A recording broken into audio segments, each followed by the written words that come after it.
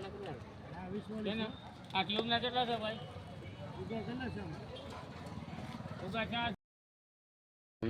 કેમ છો YouTube family, મજામાં થશો તો નવડીમાં આપનું હાર્દિક અને હાર્દિક સ્વાગત છે. અત્યારના વાગે છે 5 વાગ્યે આપણે આવી છીએ મામાના પાસા. જો મામા કરતા આપણે પાસા આવી છે કમ્પ્લીટ. તો હવે ધૂળેટી આવી રહી છે અને કાલ છે હોળી, એટલે આ બ્લોગ તો હવે કાલે જ આવશે. તો હવે આ બ્લોગ તો મૂકવાનો છે આપણે. તો અત્યારે જ આવું છે આપણે તળાજા હોળી ધૂળેટીની ખરીદી કરવા.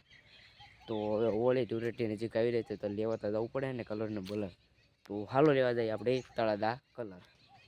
જો આપણે હવે તો મોટો આંબો થઈ જતો કેરી રીતે તો જોરદાર.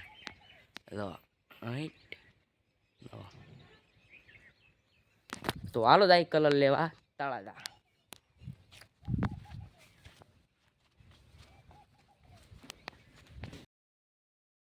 કેસુડો ડબલમ ભરી લીધો છે, કેસુડો ભરી લીધો છે અને આજે ધૂપ ઉગ્યો હતો સવારમાં, એટલે ઓલો થઈ ગયો લાલ ચટાક જેવો થઈ ગયો. એટલે ડબલમ ઓલો તેલના ડબલમ ભરી લીધો છે.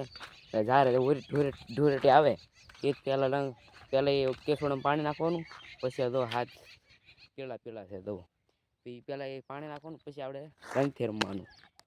ધૂળેટી પસંદ છે એ કોમેન્ટમાં જરૂરથી કહી દેજો. મને ધૂળેટી પસંદ છે, આમાં ગડબડ થઈ જાય.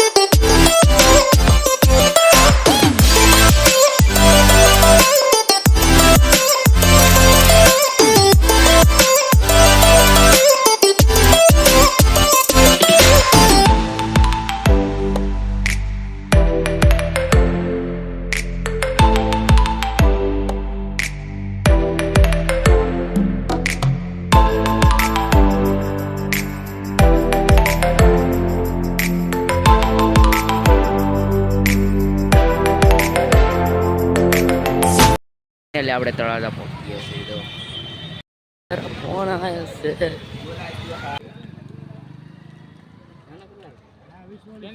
આ ક્યુબ ના કેટલા છે ભાઈ? ઉગા ચાર છે, 40 80. આ ઉગાના 40 નાના 40. કેટલી 20 વાળી ને બે ને કેટલા થાય? 40 અને 40 અને 80 નો થાય. 4 ઉગાની થાય એટલે 80 રૂપિયા થાય.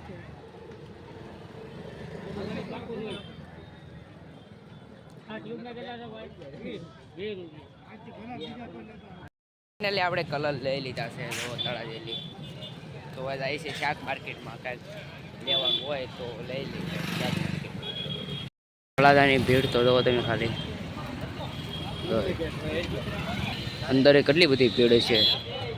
જાય અંદર.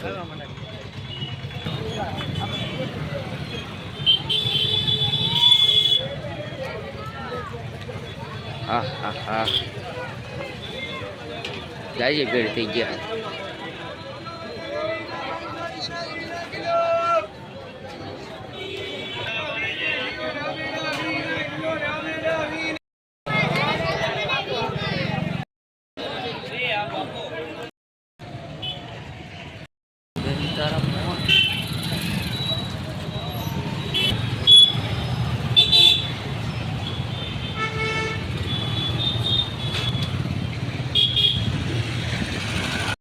બહાર નીકળ્યા ટ્રાફિક છે, બોલો ટ્રાફિક જ એટલું બધું હતું અંદર. આપણે ફાઇનલી ઘરે વ્યા છે અને હું તો આ ફુગા છે બે પેકેટ. તો રાજહંસ જો આ કંઈક સોડિયમ જેવું કંઈક છે. ધૂમ આ છે 4 કલર એ લીધા છે. ડી જીટી એ કંઈક એવું છે, 2 કલર આવે. જો એક કાનપા આવે ને કાનપા કલર. આ છે તોતા કલર, જુઓ રંગી તોતા. આ છે સિંહ, આ બીજો સિંહ.